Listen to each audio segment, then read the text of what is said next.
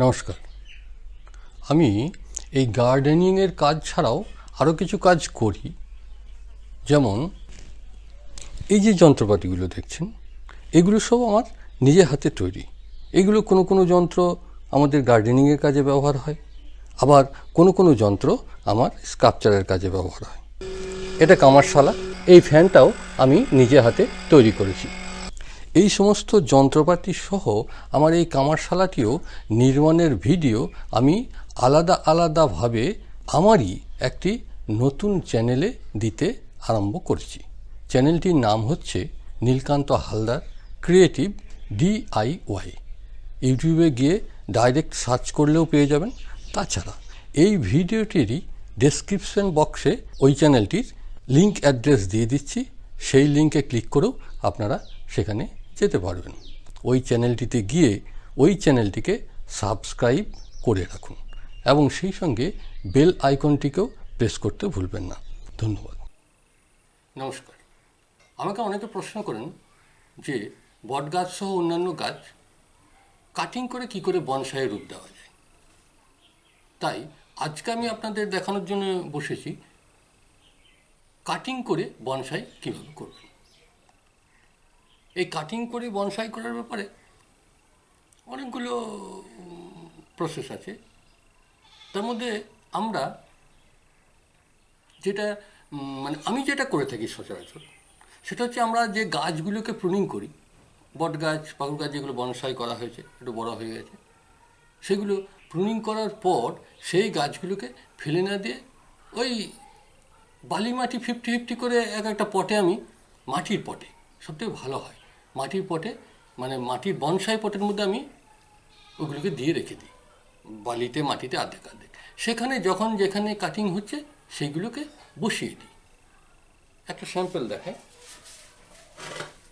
এই যে দেখছেন, এটা হচ্ছে একটা বনসাই পাত্র মাটির। একটু ভালো করে লক্ষ্য করে দেখুন চারিদিকে, এখানে বহু ধরনের গাছ আছে। এগুলো সময়ে সময়ে যখন প্রুনিং করেছি তখন এখানে এনে, এটা হচ্ছে দেখুন বালি মাটি আর্ধেক আর্ধেক, এটা শুধু বালিও নয় শুধু মাটিও নয়। এটা হচ্ছে একটা বট গাছ, এটা হচ্ছে ফাইকাস, হ্যাঁ এটা হচ্ছে ফাইকাস, এগুলো সব গ্রিন ফাইকাস, ইয়েলো আছে, আর এটা হচ্ছে চাইনা বট, আর এটা হচ্ছে হোয়াইট ফাইকাসটা। হোয়াইট ফাইকাস সচরাচর কাটিং থেকে চারা তৈরি করা খুব কষ্টকর, কিন্তু দেখুন এখানে হয়েছে। হয়তো 2-3টে লাগিয়েছেন, তার মধ্যে একটা আছে, 2টো মারা গেছে। যেমন এটা একটা হোয়াইট ফাইকাসই ছিল, এটা মারা গেছে, কিন্তু এটা লেগে গেছে। এটাকে তোলার সময় সাবধানে তুলে মাটিসহ তুলে নিতে হবে। মানে এই জাতীয় গাছগুলোকে, যেগুলো খুব সহজে বাজানো যায় না, মাটিসহ তুলে নিয়ে অন্য পটে শিফট করতে হবে, তাহলে কোনো অসুবিধা হবে না। কিন্তু বট গাছ, এই ফাইকাস গাছগুলো, চাইনা বট, এইগুলো আপনি ধুয়ে নিন। এবার এর থেকে আমি চারাটাকে তুলে অন্য একটা পটে বা টেম্পোরারি পলি ব্যাগে আমি বসিয়ে দিলাম। তারপর সেখানে গ্রোথ হতে থাকলো, সেখানে কিছুটা গ্রোথ হওয়ার পর সেখানেও আবার কাটিং প্রুনিং করা হয়। তারপর সেটার থেকে আমি আবার বড় পটে কীভাবে নিয়ে যাই সেগুলো আমি পরে আসছি। আমি একটা বিশেষ কাটিং বনসাই গাছ দেখাবো আজকে, যেটা আমি সংগ্রহ করাটা হচ্ছে একটা ইতিহাসের মতো। রাস্তার দিকে পেরিয়ে যাচ্ছিলাম, রাস্তা দিয়ে, আমাদের গ্রামের বাড়ি তো, রাস্তার ধারে জঞ্জাল থাকে প্রচুর, ডালপালা পড়ে থাকে। সেখানে দেখলাম একটা বট ডাল পড়ে রয়েছে, ছাগলকে পালা খাওয়ানো হয়েছে, তারপর ফেলে দেওয়া হয়েছে। এই যে এইটা দেখেই, পাতাগুলো দেখে বুঝতে পারছেন যেগুলো ছাগলে খেয়েছে, ছাগলে খাওয়ার পর ফেলে দেওয়া হয়েছে। গোড়াটা দেখুন, গোড়াটা দেখে বুঝতে পারছেন এটা হচ্ছে কোনো ছাদে হয়েছিল, কীভাবে ছিলকে গেছে, এটা টেনে টেনে ছিঁড়ে দেওয়া হয়েছে, নিয়ে ফেলে দেওয়া হয়েছে। আজকে আমি এইটাকে প্ল্যান্টিং করব। এটা কিভাবে সংগ্রহ করলাম একটু দেখে নিন।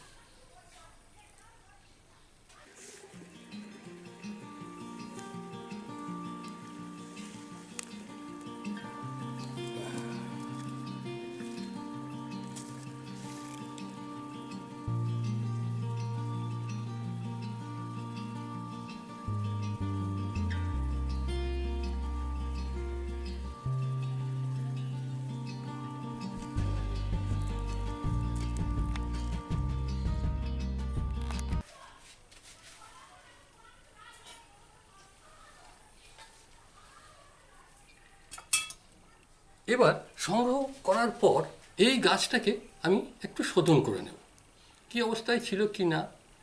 ঠিক আছে, এই যে পাতাগুলো রয়েছে এগুলোকে আমি কিন্তু এবার আরেকটু ছোট করে কেটে দেবো।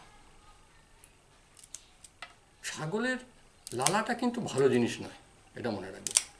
ওরা গাছকে একদম শেষ করে দেয়। যেখানে যেখানে ছাগল মুখ দিয়েছে সেই জায়গাগুলো একটু করে সব আমি আবার কেটে নেব। ব্যাস, এটা তো একটু দিয়েছে। তবে ডালটা মনে হচ্ছে দুদিন আগেকার কাটা, যাই হোক বট গাছ বটে, লেগে যাবে, বর্ষাকাল। আজকে হচ্ছে অগস্টের 5-6 তারিখ হয়ে গেল। এটাকে আমি একটু শোধন করে নেব অ্যান্টিফাঙ্গাস দিয়ে। আমি বেবিস্টিনটা ব্যবহার করি। এটার মধ্যে কার্বেন্ডাইজামটা একটু বেশি থাকে। এই কার্বেন্ডাইজামটা 50% রয়েছে, যেটা শোধনের ক্ষেত্রে খুব উপকারী। এটা আমি, এটা জল আছে, এই জলটার মধ্যে হাফ চামচ মতো দিয়ে দেবো।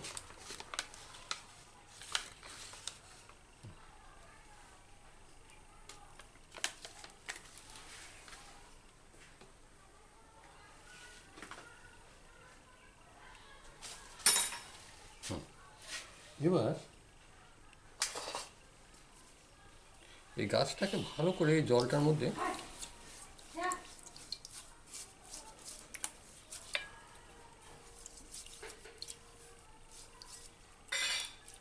এটা আমি পরে আপডেট দেব।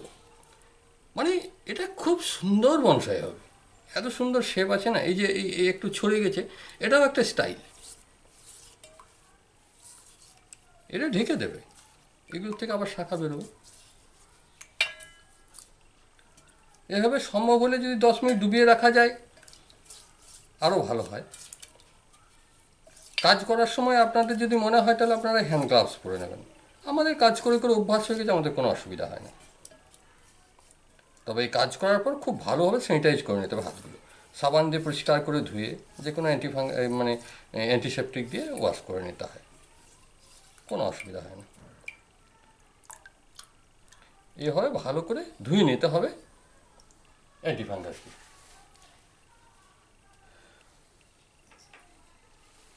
যদি সঙ্গে সঙ্গে বসানো না হয় তাহলে এইভাবে এই সাদ বা বেবিস্টিন পাউডার গুলে সেই জলের মধ্যে এটাকে নামিয়ে রেখে দিলেন, ব্যাস। এবার বসানো খুবই সহজ। ছোটো মোটো একটা পট কিংবা ছোটো মোটো এরকম একটা পলি ব্যাগ নিতে পারেন। আমি এই পটটা রয়েছে এখানে, এটা নিয়ে নিলাম। বনসাই সয়েল, সরাসরি বনসাই সয়েল ব্যবহার করতে পারেন। এই যে বনসাই সয়েল আমার চ্যানেলে দেখানো আছে, আপনার ইচ্ছা হলে কীভাবে বনসাই সয়েল করা হয় দেখে নেবেন। এখানে অল্প দিয়ে দিলাম।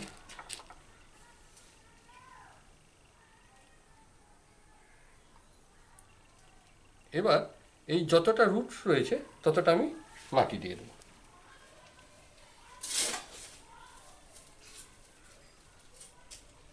এটা কিন্তু সাধারণ গার্ডেন সয়েল ব্যবহার করলেও হবে, কিংবা বালি অর্ধেক মাটি অর্ধেক ব্যবহার করলে সব থেকে ভালো হয়।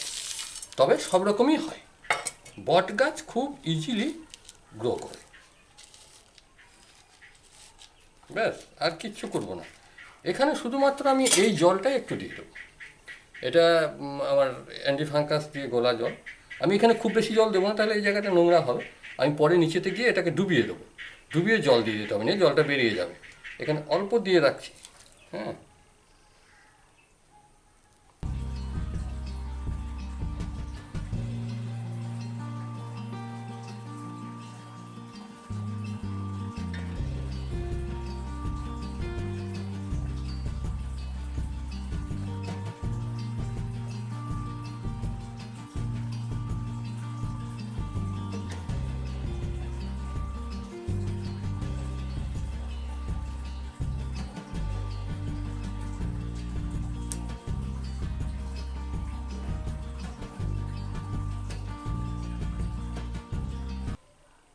আজ থেকে বছর দেড়েক আগে, কি কি 2 বছর হলো, একই পদ্ধতিতে সংগ্রহ করে একটা শাখা বসিয়েছিলাম। সেটাকে দেখা, সেটা হচ্ছে দেখুন এইটা, একই জিনিস। এটা কিন্তু ওইরকম একটা শাখা কুড়িয়ে নিয়ে এসেছিলাম, একদম অ্যাজ ইট ইজ, নিয়ে এখানে বসিয়ে দিয়েছিলাম। এটাকে আজ আমি রিপোর্টিং করব।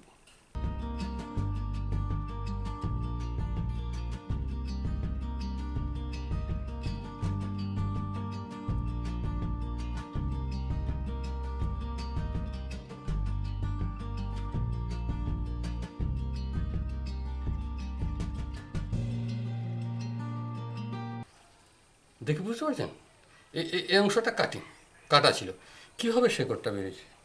এটাকে কিন্তু একবার অ্যান্টিফাঙ্গাসে এই জলটাতে আমি একবার ডুবিয়ে নেব। দেখুন কাটা অংশটা কীভাবে মেকআপ হয়েছে।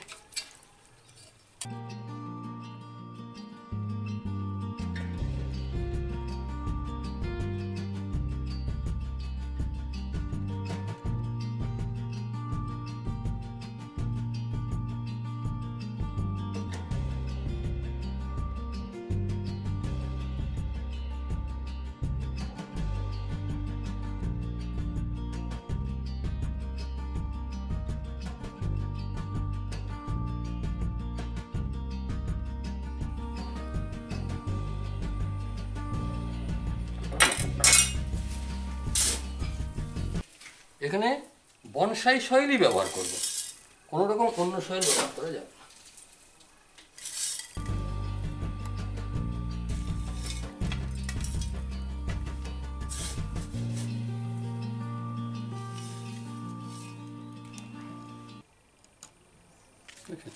একটা শাখা বেরোচ্ছে। এবার এই বট গাছেও কিন্তু সাদা পোকার উপদ্রবটা হয়। সেক্ষেত্রে আমি বলবো সাদা পোকার জন্য আমি একটা ওষুধ ব্যবহার করি, সেটা হচ্ছে একতারা। ওষুধটা দিলে কিন্তু সাদা পোকাটা মারা যায়। ওই জলে গুলে সপ্তাহে একবার করে 3বার স্প্রে করে দিতে পরপর, তাহলে পোকাটা একদম চলে যাবে। সপ্তাহে একদিন এইভাবে 3বার স্প্রে করতে, আজ করলেন আবার 1 সপ্তাহ পর একবার করবেন, আবার 1 সপ্তাহ, যে কোনো সাদা পোকার ক্ষেত্রে ওইটাই নিয়ম। এবার আসি এর পরিচর্যা। এর মাটি বারবার চেঞ্জ করার দরকার নেই, যখন পট পরিবর্তন করবেন তখন চেঞ্জ করলেই হবে। কারণ এই বনসাই সয়েল কখনোই জাম হয়ে যায় না। জাম হয়ে যাবে না তার কারণ হচ্ছে এতে আমি কোনোদিন রাসায়নিক সার ব্যবহার করব না। কোনো রকমের রাসায়নিক সার বনসাই পটে ব্যবহার করবেন না। তাহলে কি করবেন না, আমি দেখিয়েছি, আমার চ্যানেলে আছে, দেখে নেবেন, ওই অর্গানিক লিকুইড ফার্টিলাইজার আমি দেখিয়েছি। ওই যেটা কম্পোস্ট সার তৈরি করি ড্রামের মধ্যে, ব্যারেলের মধ্যে, সেই কম্পোস্ট সার থেকে যে লিকুইডটা বের হয় সেটা সংগ্রহ করে নিয়ে সরিষা খৈল, অল্প গুড়, অল্প নিম খৈল সব মিশিয়ে 3-4 দিন রেখে ওটা একটা পচন ধরিয়ে ওর মধ্যে একটা ব্যাকটেরিয়া ফর্ম করে সেইটাকে অল্প অল্প করে দিতে থাকি। 1 মাস অন্তর একবার করে দেবেন, সম্ভব হলে 1 মাস অন্তর একবার করে সাপ বা বেবিস্টিন জাতীয় অ্যান্টিফাঙ্গাস ব্যবহার করতে পারেন। যদি সম্ভব না হয় তাহলে বর্ষার শুরুতে একবার, বর্ষার মাঝে একবার, বর্ষার শেষে একবার, 3বার অবশ্যই অ্যান্টিফাঙ্গাস দেবেন, তাহলে ফাঙ্গাস ইনফেকশনটা হবে না। আর গাছের পাতায় আমরা যদি পোকার আক্রমণ হয় তবেই কোনো হাই পাওয়ারের ওষুধ ব্যবহার করবেন, নচেত করার দরকার নেই। শুধুমাত্র ওই নিম পেস্টিসাইড আমি দেখবেন আমার তৈরি করা দেখানো আছে, ওই জাতীয় পেস্টিসাইড আপনি মাসে একবার করে স্প্রে করে দিতে পারেন, তাহলে ছোটোখাটো কোনো পোকা হবে না। আর গোড়াতে পিঁপড়েতে এমনিতে ডিম পাড়ে যেমন ছিল, অন্য কোনো ক্ষতি করে না। তবে যদি আপনার খারাপ লাগে বা মাটিটাকে তুলে তুলে নিয়ে চলে আসে, অবশ্য সেটা জল দিয়ে দিলে আবার ঠিক হয়ে যায়। সেক্ষেত্রে ওই পাইরিফস 20 বলে একটা ওষুধ পাওয়া যায়, যেটা উই পোকার জন্য ব্যবহার হয়। সেইটা যদি জলে গুলে দিয়ে দেন, ও পিঁপড়ে আর আসবে না, হবেই না, মারা যাবে যেগুলো হবে। এইভাবে এর পরিচর্যা করুন। এবার মাঝখানে আমি একটা পার্ট দেখাতে ভুলে গেছি, সেটা আপনাকে দেখায় কীভাবে সেটা করব। এটা আপনাদের দেখালাম, এইরকমই দেখুন আরেকটা পট আছে, এই যে এটাতেও দেখুন কয়েকটা গাছ। এটা হচ্ছে একটা বগেনভিলিয়া, এটা ভালো জাতের বগেনভিলিয়া, আর এইগুলো ওই 5 পাতি টাইপের, এখানে এই মান্ডিভেলা না, এটা বোধহয় নাইট কুইনটা আছে। আর এটা কেউ কেউ মিস্টেক হয়ে যায়, এটা এটা মনে হয় লেগে আছে, থাক, এটা মিস্টেক হয়েছে, মান্ডিভেলা আছে। এই যে গেল বট। এবার এখান থেকে একটা বটের এর এর কিন্তু শেকড় একদম চারিদিকে ছড়িয়ে গেছে। যে কোনো একটা বট আপনি তুলে নেন,